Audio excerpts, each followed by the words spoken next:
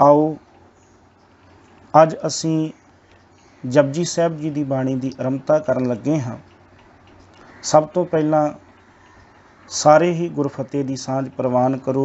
वाहिगुरु जी का खालसा, वाहिगुरु जी की फतेह। जपजी साहिब जी की बाणी बड़ी ही वडमुली बाणी है। भावें आकार दे विच बहुती वड्डी बाणी नहीं है, पर इस दे विच बहुत वडमुला बहुत कीमती ज्ञान है जिहड़ा साडे जीवन नूं सवार सकदा है। जपजी साहिब जी का जो नाम है बाणी का, वो है जप। बाणी का नाम जप है। असी सत्कार दे तौर ते बाणी नूं जपजी जां जपजी साहिब आखदे हाँ। अगे जाके आपां ये भी विचारांगे कि बाणी का नाम जप किवें है। जिवें असी बाकी बाणियां नूं रहरास साहिब, सुखमनी साहिब इस सत्कार दे नाल संबोधन करते हाँ, इस तरह ही असी जप बाणी नूं जपजी जां जपजी साहिब कह के संबोधन करते हाँ। सो आओ गुरबाणी की विचार आरंभ करन दा यतन करिए। दास पहला बोलेगा, आप सारी संगत ने उसका पिछे पिछे उचारण करन दा यतन करना है। एक ओंकार सतनाम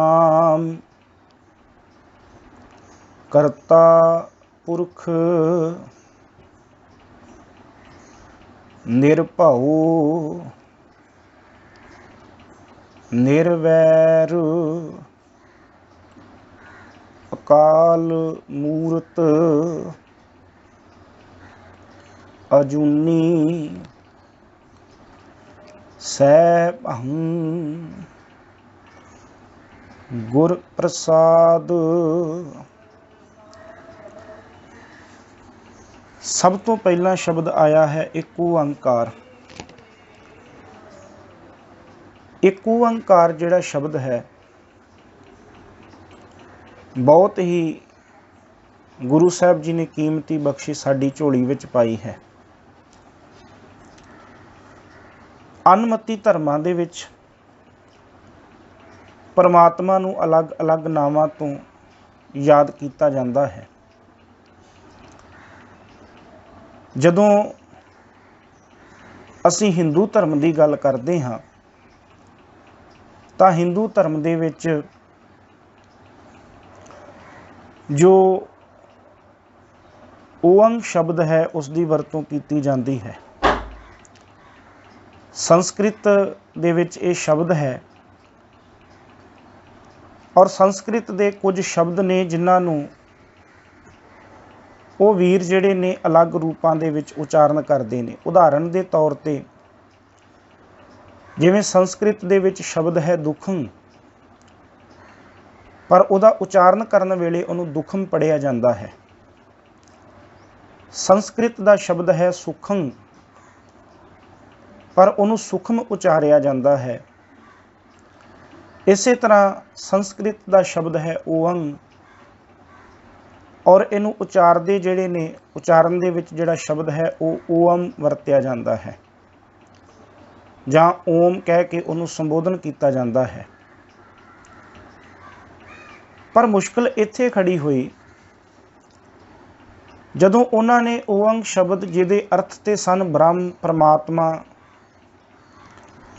पर उन्होंने ओम शब्द नूं ओम उचारण करके और ओम कह के उहदे 3 रूप बना दिते। सब तो पहला उन्होंने शब्द वरत्या ओ, फिर शब्द वरत्या अ, फिर तीसरा शब्द वरत्या मा, और इन्होंने ये 3 अर्थ किए। ओदा मतलब उत्पत्ति करने वाला, भाव अर्थ किए कि ब्रह्मा जिहड़ा है वो सारी सृष्टि की उत्पत्ति करता है, कि सारी सृष्टि नूं रचन वाला जो है वो ब्रह्मा है। वो अखर उन्होंने ब्रह्मा जी वास्ते वरत्या। फिर शब्द आया अ, ਜਾਂ ਆਪਾਂ ਐੜਾ ਕਹਿ ਲਈਏ। ਹੁਣ ਅ ਅੱਖਰ ਦੀ ਵਰਤੋਂ ਉਹਨਾਂ ਨੇ ਕੀਤੀ ਆਹਾਰ ਦੇਣ ਵਾਲਾ, ਭੋਜਨ ਦੇਣ ਵਾਲਾ, ਅਰਥਾਤ ਉਹਨਾਂ ਨੇ ਵਿਸ਼ਨੂੰ ਸਮਝ ਕੇ ਇਹ ਸਿੱਧ ਕਰਨ ਦਾ ਯਤਨ ਕੀਤਾ ਕਿ ਜਿਹੜਾ ਵਿਸ਼ਨੂੰ ਹੈ ਉਹ ਸਾਰਿਆਂ ਨੂੰ ਆਹਾਰ ਦੇਣ ਵਾਲਾ ਹੈ, ਭੋਜਨ ਦੇਣ ਵਾਲਾ ਹੈ।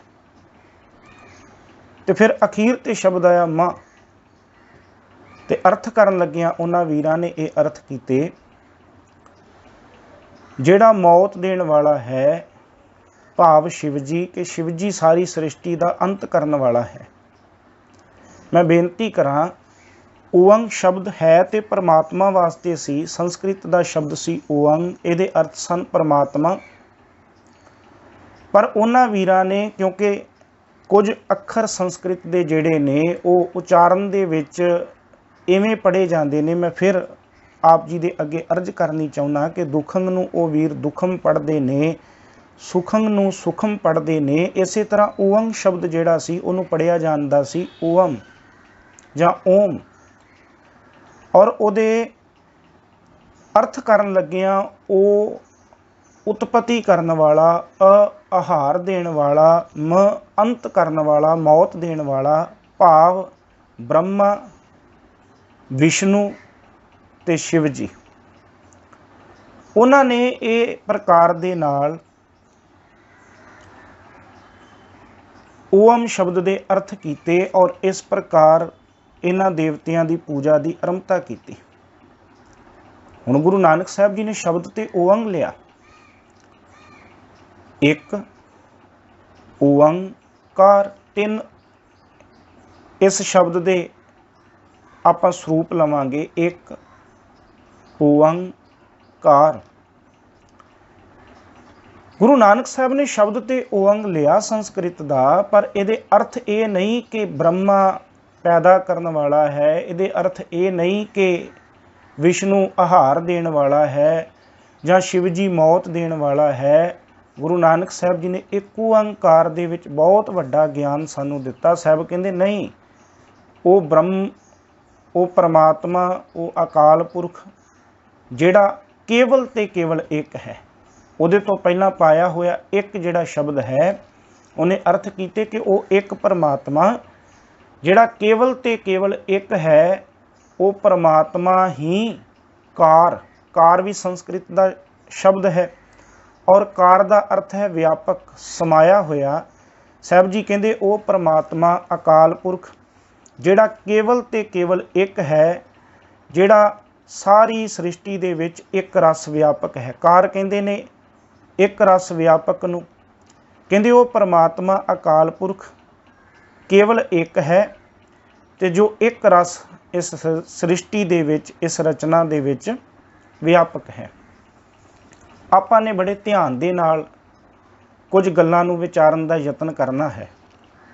ਗੁਰੂ ਸਾਹਿਬ ਜੀ ਨੇ ਬੜੀ ਦੂਰ ਅੰਦੇਸ਼ੀ ਦੇ ਨਾਲ ਸਾਡੀ ਝੋਲੀ ਦੇ ਵਿੱਚ ਕਈ ਗੱਲਾਂ ਪਾਉਣ ਦਾ ਯਤਨ ਕੀਤਾ ਹੈ। ਜਦੋਂ ਆਪ ਜੀ ਗੁਰੂ ਗ੍ਰੰਥ ਸਾਹਿਬ ਜੀ ਦੀ ਬਾਣੀ ਤੋਂ ਸਹਿਜ ਪਾਠ ਆਪ ਕਰੋਗੇ ਜਾਂ ਗੁਰੂ ਗ੍ਰੰਥ ਸਾਹਿਬ ਜੀ ਦੀ ਬਾਣੀ ਦੇ ਦਰਸ਼ਨ ਕਰੋਗੇ ਤੇ ਗੁਰੂ ਗ੍ਰੰਥ ਸਾਹਿਬ ਜੀ ਦੇ ਪਹਿਲੇ ਅੰਗ ਤਤਕਰੇ ਦੇ ਤੌਰ ਤੇ ਨੇ ਤੇ ਉਹਦੇ ਤੋਂ ਬਾਅਦ ਜਪਜੀ ਸਾਹਿਬ ਜੀ ਦੀ ਆਰੰਭਤਾ ਹੁੰਦੀ ਹੈ। ਜਦੋਂ ਜਪਜੀ ਸਾਹਿਬ ਜੀ ਦੀਆਂ ਆਪਾਂ ਪਹਿਲੀਆਂ ਪੌੜੀਆਂ ਪੜ੍ਹਨ ਤੋਂ ਬਾਅਦ ਪੱਤਰਾ ਅੱਗੇ ਪਰਤਦੇ ਹਾਂ, ਜਿਹਨੂੰ ਆਪਾਂ ਸਤਿਕਾਰ ਨਾਲ ਕਹੀਏ ਕਿ ਅੰਗ ਅੱਗੇ ਪਰਤਦੇ ਹਾਂ, ਤੇ ਉੱਥੇ ਗਿਣਤੀ ਦੇ ਵਿੱਚ ਅੰਗ 2 ਲਿਖਿਆ ਹੈ। ਜਦੋਂ ਅੰਗਾਂ ਦੀ ਗਿਣਤੀ ਆਉਂਦੀ 2 3 4 5 6 ਤੇ ਉੱਥੇ ਅੰਗਾਂ ਦੀ ਗਿਣਤੀ ਦੇ ਵਿੱਚ 2 ਗਿਣਤੀ ਲਿਖਿਆ ਹੈ। ਪਰ ਜਦੋਂ ਜਪਜੀ ਸਾਹਿਬ ਦੀ ਆਰੰਭਤਾ ਹੋ ਰਹੀ ਹੈ ਉੱਥੇ ਗਿਣਤੀ ਦੇ ਵਿੱਚ ਕੁਝ ਵੀ ਨਹੀਂ ਲਿਖਿਆ, ਜਦ ਕਿ ਉੱਥੇ 1 ਲਿਖਣਾ ਬਣਦਾ ਸੀ, ਪਰ ਉੱਥੇ ਗਿਣਤੀ ਦੇ ਵਿੱਚ 1 ਨਹੀਂ ਲਿਖਿਆ ਹੋਇਆ। ਗਿਣਤੀ ਜਿਹੜੀ ਅੰਗਾਂ ਦੀ ਹੈ ਉਹ 2 ਤੋਂ ਆਰੰਭ ਹੋ ਰਹੀ। 1 ਵਾਲਾ ਜਿਹੜਾ ਖਾਨਾ ਹੈ, ਮੇਰੇ ਖਿਆਲ ਆਪ ਜੀ ਗੱਲ ਸਮਝ ਰਹੇ ਹੋਵੋਗੇ ਕਿ 1 ਵਾਲਾ ਜਿਹੜਾ ਖਾਨਾ ਹੈ ਉਹ ਖਾਲੀ ਹੈ, ਜਦ ਕਿ ਉੱਥੇ 1 ਲਿਖਣਾ ਬਣਦਾ ਸੀ, ਪਰ ਗੁਰੂ ਸਾਹਿਬ ਨੇ ਉੱਥੇ 1 ਨਹੀਂ ਲਿਖਿਆ। ਉਹਦਾ ਕਾਰਨ ਕੀ ਹੋ ਸਕਦਾ? ਗੁਰੂ ਸਾਹਿਬ ਦੀ ਦੂਰ ਅੰਦੇਸ਼ੀ ਕਿ ਕਿਤੇ ਕੋਈ ਇੱਕ ਓਅੰਕਾਰ ਦੇ ਅਰਥ ਕਰਨ ਲੱਗਿਆ ਇਹ ਨਾ ਸੋਚੇ ਕਿ ਇੱਕ ਬ੍ਰਹਮਾ ਜਿਹੜਾ ਸਾਰੀ ਸ੍ਰਿਸ਼ਟੀ ਨੂੰ ਪੈਦਾ ਕਰਨ ਵਾਲਾ, ਇੱਕ ਵਿਸ਼ਨੂੰ ਤੇ ਇੱਕ ਸ਼ਿਵ ਜੀ ਜਿਹੜਾ ਸਾਰਿਆਂ ਨੂੰ ਮੌਤ ਦੇਣ ਵਾਲਾ। ਜਿਵੇਂ ਉਹ ਲੋਕ ਓਅੰਗ ਦੇ ਅਰਥ ਕਰਦੇ ਨੇ, ਕਿਤੇ ਕੋਈ ਸਿੱਖ ਜਾਂ ਕੋਈ ਵਿਦਵਾਨ ਇੱਕ ਓੰਕਾਰ ਦੇ ਅਰਥ ਕਰਨ ਲੱਗਿਆ ਇਹ ਸੋਚੇ ਕਿ ਇੱਕ ਪਰਮਾਤਮਾ ਤੇ ਇੱਕ ਓੰਕਾਰ ਨਾਲ ਹੈ, ਇੱਕ ਉੱਥੇ ਲਿਖਿਆ ਇੱਕ ਇੱਥੇ ਲਿਖਿਆ, ਕਿਤੇ ਫਿਰ ਗਿਣਤੀ ਵਿੱਚ ਨਾ ਲਿਆ ਦਿੱਤਾ ਜਾਏ। ਇਸੇ ਕਰਕੇ ਗੁਰੂ ਸਾਹਿਬ ਜੀ ਨੇ ਹਿੰਦਸੇ ਵਾਲਾ ਇੱਕ ਪਾਇਆ, ਭਾਵ ਕਿ ਇੱਕ ਕੇਵਲ ਪਰਮਾਤਮਾ ਇੱਕ ਹੈ।